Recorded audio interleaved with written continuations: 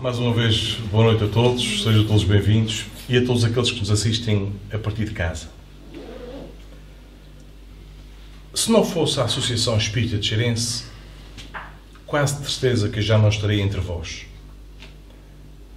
dado os caminhos sinuosos que eu percorria antes de conhecer a doutrina espírita. E é graças a esta casa, é graças aos esclarecimentos que esta casa me deu e me dá, que eu ainda estou aqui. E ainda bem que aqui estou. Não foi fácil preparar este tema, porque este tema está acoplado a mim há muito tempo. Mas, por vezes, quando nós encontramos um fio condutor, tudo se torna mais fácil. E o fio condutor eu encontrei no Evangelho, no capítulo 19, que fala da coragem que a fé proporciona.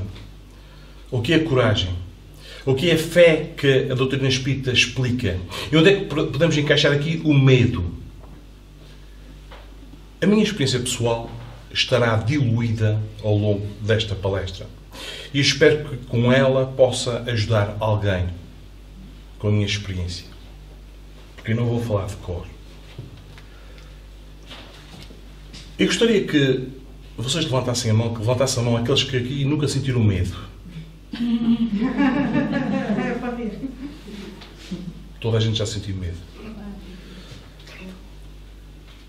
De facto, o medo, que muita gente pode confundir com terror, com susto, com trevas, é algo que ainda nós não conhecemos bem. Hoje, alguns de vós atravessaram a rua. Uma rua onde há trânsito. E ao atravessar a rua, antes de atravessar a rua, olharam de certeza para a esquerda e para a direita, não? E depois não atravessaram. Ninguém aqui, acho eu, que atravessa a rua só olha para a frente. Porquê é que nós olhamos para a esquerda e para a direita? Porque nós temos medo de sermos atropelados. Se ocorresse agora um sismo neste preciso momento, vocês não ficariam aí alegres, sentados nas vossas cadeiras, à espera que o sismo parasse. Eu e a Carla, logo para debaixo da mesa. Vocês tinham que se desenrascar. Mas é graças ao medo. Vamos começar logo por desmistificar esta coisa do medo. O medo natural, o medo instintivo é bom. É bom ter medo. Porque é graças ao medo que nós estamos aqui. E a certa altura da minha vida, o medo foi tão grande que tive que ir procurar uma boia de salvação, que foi aqui, na Associação Espírita de Xeirense.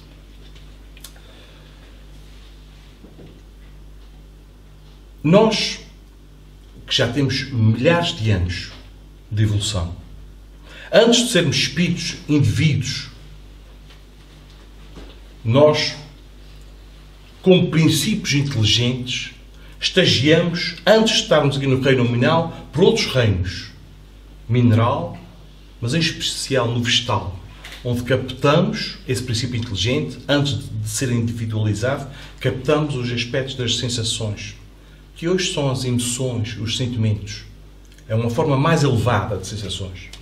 Mas também no reino animal, através da captação dos instintos, fomos buscar, julgo que já estava em estado latente, o medo. Este medo que nos é bastante útil. O medo faz parte de 5 emoções básicas: medo, ira, tristeza, alegria e afeto.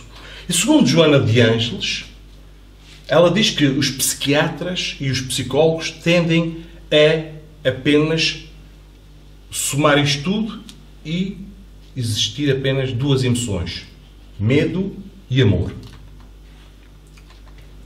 Sendo que o amor é o antídoto do medo. E aqui amor entenda-se esclarecimento.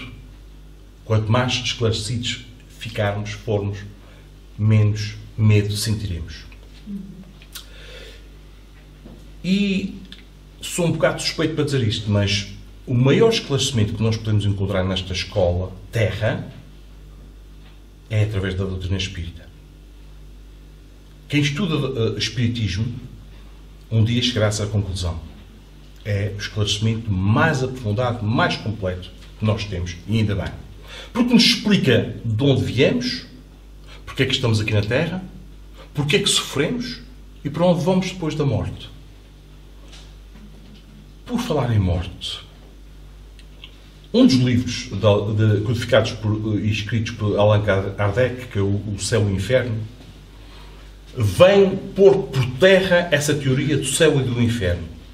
Porque nesse livro, que toda a gente devia ler, tem testemunhos, e como nós somos seres curiosos, nós gostamos de saber o que é que se passa com aqueles que já passaram para o lado de lá. Tem testemunhos de cerca de 67 espíritos que Allan Kardec dividiu em 3 grupos. Espíritos infelizes, espíritos de condição mediana e espíritos felizes.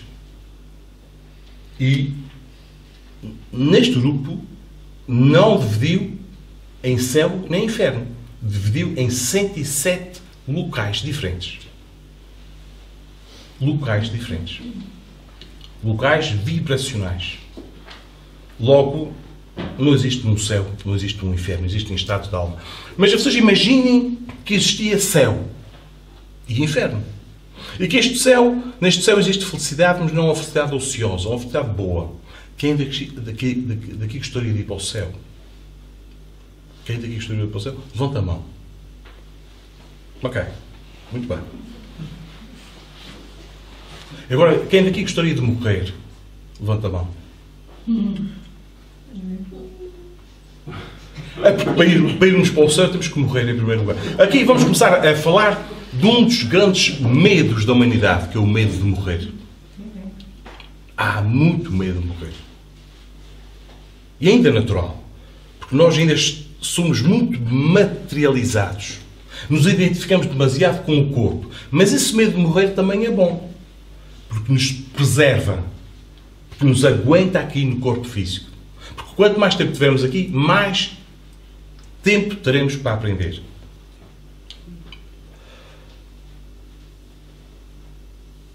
Iremos falar de medos ainda mais profundos. Agora, uma questão superficial, só para ficarem com uma ideia. Qual é o circuito do medo? Vocês sabem que o ar é o veículo do som. O ar que aqui está, e vocês ouvem-me graças a esse ar, é uma modificação do fluido universal, que banha todo o universo, todos os corpos. E os corpos em si mesmos, os corpos celestes, são derivações desse fluido universal. Através desse ar, nós ouvimos... Imaginem que estão em casa sozinhos, à noite. Ouvem um som estranho. Ou veem um animal feroz. Os dois campos de captação desses dois sinais, auditivo e visual, é o campo auditivo e o campo visual.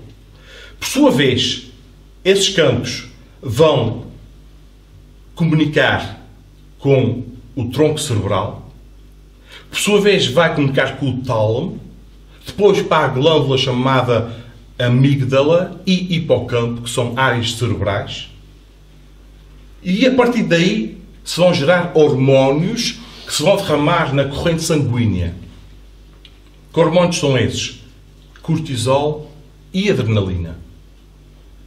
E depois, inseridos na corrente sanguínea, que essa corrente sanguínea vai percorrer todo o corpo, vai fazer com que o nosso coração acelere, com que aumente a pressão arterial, com que haja palidez cutânea, com que haja contração muscular e dilatação das pupilas. Contração muscular. Essa contração muscular vai-nos proporcionar 3 tipos de ação. Preparar-nos para a fuga. Os músculos ficam preparados para a fuga. Ou para a paralisia. Vocês já repararam em séries que vocês vejam, em canais temáticos, que animais perante os seus predadores se fingem de mortos. Param.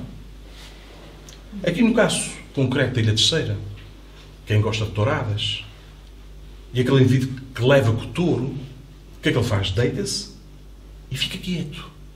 Para o touro pensar que ele está morto. É um exemplo de cá local. E outra coisa que também prepara os músculos para enfrentar o perigo. E agora, a dilatação das pupilas. Para quê? Perante uma ameaça visual, E se essa ameaça está próxima de nós, e se nós não termos tempo de fazer assim, olhar para a esquerda nem para a direita, o que é que faz? Com a dilatação das pupilas, o aumento do campo visual. Para nós termos mais possibilidades de fuga. Onde é que vou fugir? Vou fugir para ali ou vou fugir para ali?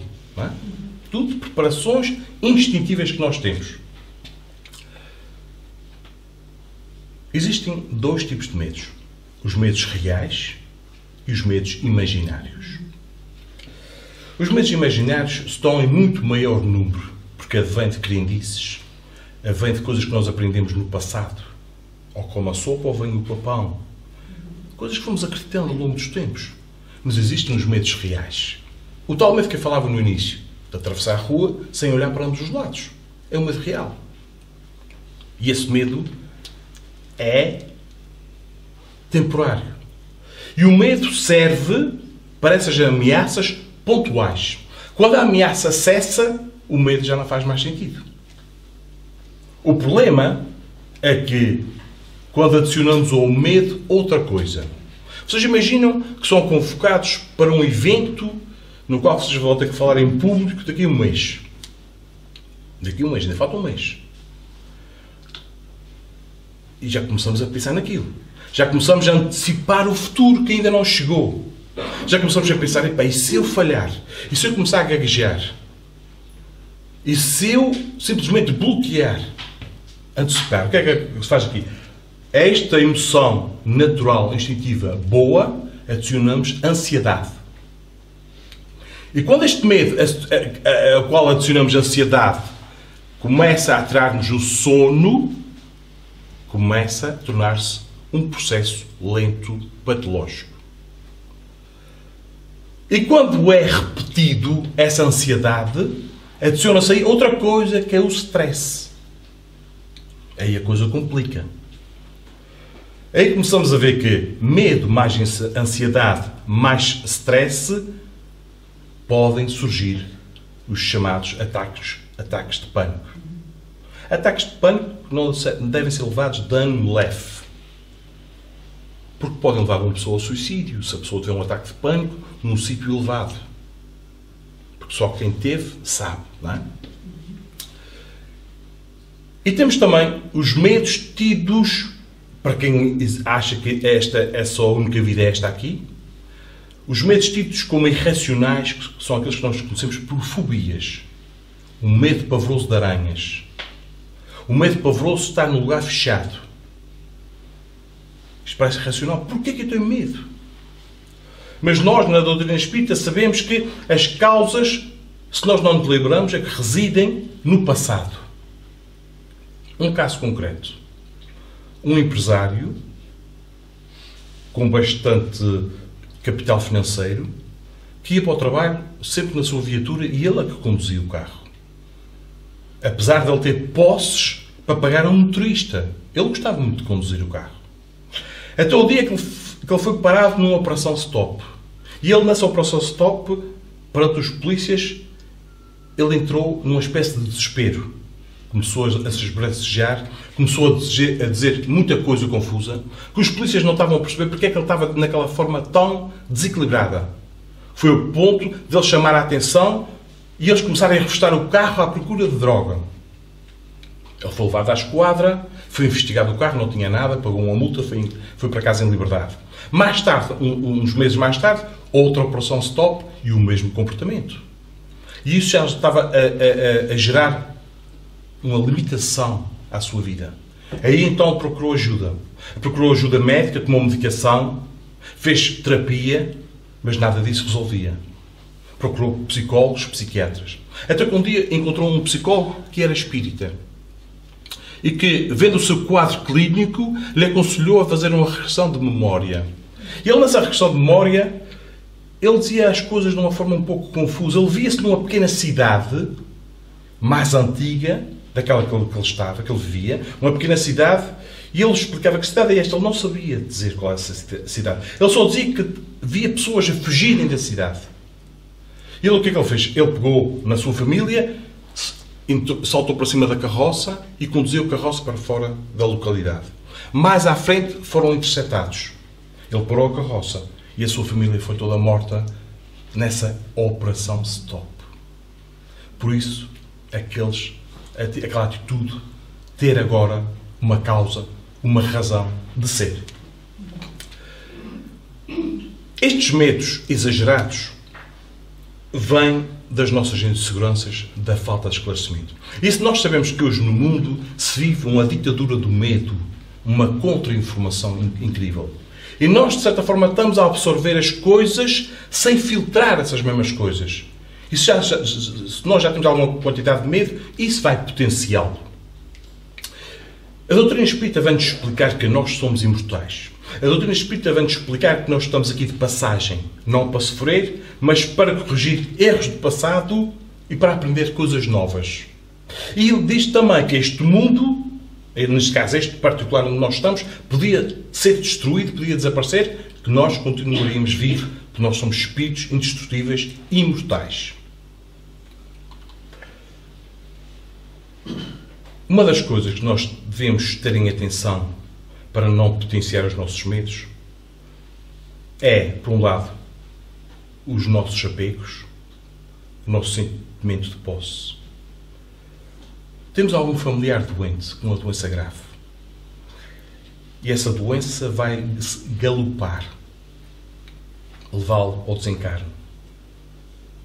Com este meu apego, com este meu sentimento de posse, eu vou concluir um dia que eu perdi um ente querido. Eu perdi um ente querido. Isto potencia os nossos medos.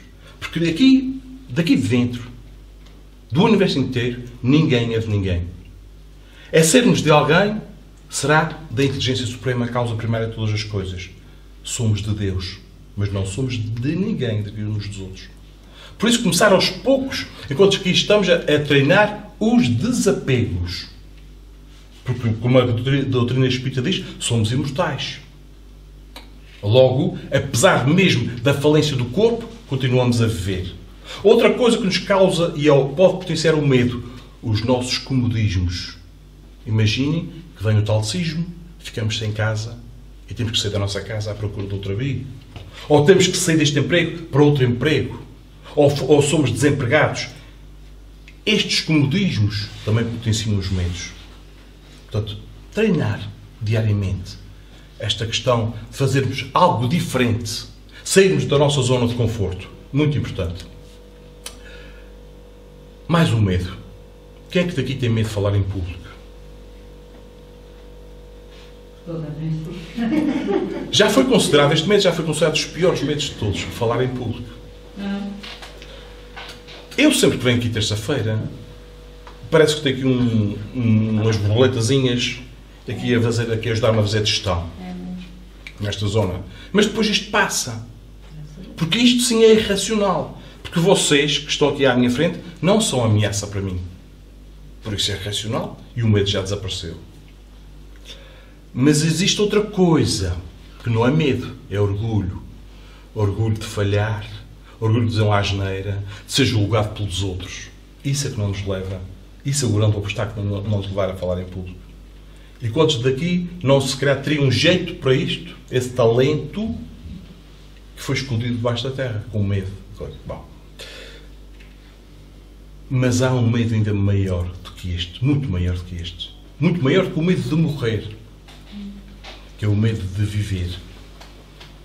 E isto aconteceu comigo, o medo de viver. Quando temos medo de viver, nós entramos num processo de fuga constante à realidade. Medo de viver. E nesse medo de viver está implícito o medo, e já não falo aqui daquele natural, é aquele que adicionamos outras emoções, o medo de não sermos aceitos pelos outros. O medo de não sermos amados. Esse é o pior medo de todos.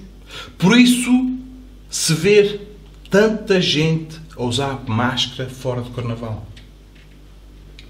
Eu uso máscara em casa para agradar à família, uso outra máscara no trabalho para agradar aos colegas, ou uso outra máscara quando estou com amigos, ou uso outra máscara quando vou para um evento qualquer, para um casamento, etc. Para retirar de mim aquilo que eu sou, a minha identidade, porque podem não gostar daquilo que eu sou, e assim uso aquilo que eu acho que eles vão gostar. É o medo de não sermos aceitos, de não sermos amados, o medo de estarmos aqui vivos. Muitos de nós, antes de reencarnar, teimou para não reencarnar. Porquê? Porque nós fazemos uma autoanálise daquilo que nós fizemos no passado e sabemos mais ou menos as provas que nos vão surgir nesta reencarnação que temos que ultrapassar. Mas cá estamos, ainda bem que cá estamos. E as provas são para ser ultrapassadas. Jesus disse, no mundo tereis aflições. Quando ele disse, no mundo tereis aflições, não era para nos paralisar de medo. Não era para nos assustar. Ele estava a dizer uma coisa que é natural, é normal. Neste mundo de provas e expiações, teremos estas inquietações. No Pai Nosso não existe uma passagem que diz assim, o pão nosso de cada dia nos dai hoje. Não é o Pai Nosso de cada dia nos dá esta semana, este mês, para o fim até o ano todo. É um dia de cada vez. Mas nós muitas vezes antecipamos o futuro. E sofremos com antecipação. E quando muitas vezes chega aquele futuro que nós temíamos, não acontece 90% daquilo que nós temíamos. E andamos a sofrer. E com este sofrimento todo, esta adrenalina vai aumentando, está sempre a ser gerada, e cortisol, que vai passar através do nosso molde do corpo físico, que é o perispírito, que se vai passar para o corpo e vai fazer com que a doença surja. Mas de saúde, de doença, de evolução, vai-se falar para a semana com mais profundidade e eu ficarei por aqui. Porque é então que muita gente adoece e outras não? Por causa do sistema imunológico que baixa com estes medos irracionais, com estes medos aumentados, onde nós juntamos ansiedade. A origem do sentimento de culpa. A origem do sentimento de culpa. Lá atrás cometemos erros. Esses erros levaram-nos aos remorsos, à culpa. A culpa, por sua vez, leva ao medo. O medo, por sua vez, leva a transtornos comportamentais, a transtornos depressivos graves. Porque a depressão, meus amigos, a depressão está agarrada ao passado. Um depressivo é alguém que vive no passado. E alguém que precisa de muita ajuda. Precisa de muita compreensão. E o depressivo não só vive no passado, como também tem este tipo de pensamentos. Porquê eu? Porquê é que isto não está a acontecer a mim? Eu não merecia isto. E deprime. Mas vive no passado. E depois dessa ligação tão forte ao passado, dá-se então os síndromes, a síndrome de pânico. Já falámos há pouco. As consequências do medo exagerado, solidão, nem sequer saímos de casa para não errar, para não enfrentar a realidade. Porque isto, afinal, são medos imaginários. E nos enclausuramos em nós próprios e isto torna-se, de certa forma, um grande obstáculo a uma das leis morais que estão escritas no Livro dos Espíritos, que é a lei do progresso. Porque tudo no universo, corpos celestes, espíritos, estamos todos sujeitos à lei do progresso. Todos. Portanto, temos que fazer alguma coisa. Vamos ter que sair de casa. Não podemos ficar sempre em casa. Agora, voltando àquele mote que levou esta palestra, a coragem que a fé proporciona. O que é a coragem? Será a ausência de medo? Uma pessoa corajosa não tem medo? Não. Uma pessoa corajosa aprendeu a dosear o seu medo excessivo para se tornar apenas no medo natural, instintivo e bom perante uma ameaça imediata que depois passa. Isso é coragem. O destemor, isso sim é que é perigoso, que é a ausência de medo. Isso aí é mais um comportamento do tipo suicida nos tempos atuais. Porque o medo, aquilo que nós dizemos que é bom, ainda vai nos acompanhar durante milénios. E ainda bem que nos vai acompanhar durante milénios, para nos preservarmos.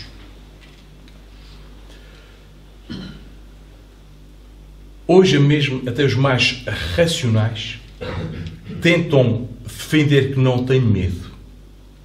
Por exemplo, durante esta pandemia existem os negacionistas que argumentam que isto deve ser, isto é uma espécie de conspiração mundial. Eles inventaram isto tudo para vender vacinas, para fazer lucro. Até pode ser. Até pode ser. Tudo isto. Eles racionalizam os seus medos para dizer que não os têm. E não querem ser vacinados. Apesar disto até poder ser uma conspiração a nível mundial, o facto, a realidade é que isto mata. quem está a lucrar com isso vai ter que colher mais tarde o que está a fazer. Se alguém conspirou isto, vai ter que colher mais tarde. Mas nós, que somos atingidos de forma colateral, temos que nos precaver. Ou seja, uma dose de medo é sempre boa na medida do possível. Agora, será que eu posso mudar a minha situação? Eu não gosto deste local. Eu não gosto desta família onde eu estou. Será que eu posso mudar? Aqui temos que pôr duas hipóteses. Mudar para me melhorar e beneficiar aqueles que estão à minha volta, ou mudar como processo de fuga. Se for como processo de fuga, meus amigos, mais cedo ou mais tarde, os problemas surgirão. Se não for nesta encarnação, será na próxima. Enquanto nós não ultrapassarmos os problemas, não os enfrentamos, eles vão surgir. Poderão aparecer maiores porque poderemos não ter as capacidades que hoje temos de os enfrentar. Porque os nossos medos, se forem alimentados diariamente, podem causar quadros obsessivos graves. E que se vai exteriorizar através do centro das emoções. E esta energia tem uma coloração própria, que vai ser emitida através do fluido cósmico e vai ser captada por muitos daqueles inimigos que estão atrás de nós, à nossa procura, há muito tempo que nos encontram por esta identidade que nós emitimos através do fluido.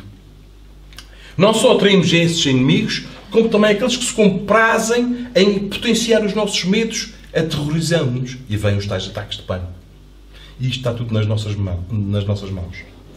Daí estarmos numa viagem de autoaperfeiçoamento e a aprender a gerir as nossas emoções. Agora, como tratar destes quadros patológicos? A medicina convencional é extremamente importante, a medicação, a psiquiatria, a psicologia, os estímulos espirituais. Ou seja, o que é que vão fazer esses estímulos espirituais? Vão-nos ajudar a mudar as nossas paisagens mentais. O centro espírita faz isso. Quando vocês entraram, hoje, ali, antes das 8 horas, muitos de vocês carregavam uma ideia. Quando saírem daqui, saem com outra ideia. As ideias são desestruturadas. E vocês vão com outras novas. Temos aqui, quando vocês vêm, o esclarecimento aos nossos obsessores, às nossas companhias, àqueles que estão mais doentes. Temos as palestras, temos o atendimento fraterno, temos os passes, temos a água fluidificada, o Evangelho no lar, que é extremamente importante, porque tudo isso são tudo terapias, conceitos que a doutrina espírita nos dá. E se vocês repararem, a Carla acabou de ler o Evangelho. E nós lemos todas as terças-feiras o Evangelho. O Evangelho não é nada mais, nada menos do que um convite constante de Jesus para a nossa autossuperação. Ele diz muitas vezes: amai os vossos inimigos. Perdoai 70 vezes 7. Ele está sempre a convidar: supera-te. Dá um passo em frente. E nós muitas vezes esquecemos disso e esquecemos que existem benfeitores espirituais que nos querem ajudar. Mas nós o que é que fazemos? Fixamos mais aqueles que nos querem prejudicar. Mas a ajuda é imensa. E é isso que estava a dizer no início. A coragem que a fé proporciona. A fé é o que é? O que é a fé espírita? É a certeza das coisas. É a certeza da imortalidade, da existência de Deus, da comunicabilidade entre os espíritos, da pluralidade dos mundos habitados e da reencarnação. Essa fé que nos possibilita diminuirmos os nossos medos e passamos a olhar para a realidade de outra forma. E tantos talentos que nós temos. E nós só evoluímos perante adversidades. Se a vida fosse sempre uma paisagem, férias contínuas, se fosse apenas isso, nós não evoluiríamos. É perante as adversidades que nós vamos pôr em prova a nossa fé. É confiar. E eu vou conseguir fazer isto. Vamos em frente. Mas é enfrentar algo que seja plausível de ser ultrapassado. Não vamos andar com sonhos muito altos. Este problema surgiu. O que é que esta situação requer da minha pessoa?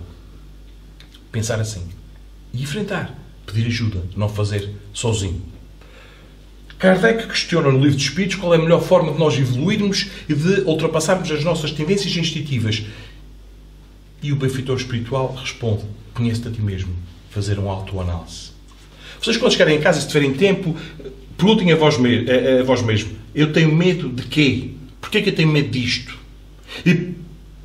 E medo disto porquê? Analisar porquê que eu tenho medo disto. Muitas vezes nós nem sequer racionalizamos isto. É quase como se fosse um automatismo. Isto é algo que vem de trás, isto sempre me assustou, sempre vai assustar. Mas porquê? E fazer uma pausa. Vocês podem crer que os nossos medos são mais imaginários do que reais. Muito mais imaginários do que reais. Perante uma situação, e antes de paralisarmos, dizer para nós próprios: nada me ocorrerá que não seja útil para o meu progresso. Nada me acontecerá que não seja útil para o meu avanço espiritual. E passo a confiar mais em mim sempre que eu ultrapasso situações adversas. Sempre que eu enfrento progressivamente o objeto causador do medo. Porque vocês sabem uma coisa: o medo não está no objeto fora de mim. O meu medo reside no meu mundo íntimo, que é esse mundo que tem que ser trabalhado. Temos que ter cada vez mais consciência da grande ajuda espiritual e que nada nos pode prejudicar, porque somos imortais. E diante de tudo, termos cada vez mais calma e confiança. Calma e confiança. E não resolver as coisas a quente. A Associação Espírita de Xerense está constantemente de portas abertas para receber toda a gente. E voltando ao tema da palestra, os medos que nos aprisionam. Esses medos são mais imaginários do que reais. Vamos tentar levar a vida de outra forma. Fazer, dar um passo em frente. Não fugir perante o mínimo problema. Porque vocês... Qual é a vossa reação quando alguém vos opõe, quando alguém vos põe um desafio?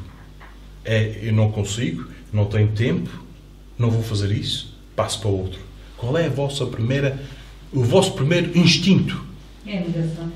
É a negação. Eu não consigo. Não é? Então, antes disso, já é muito bom que nós já antes fazíamos: ok, eu vou fazer isto, e depois não faço.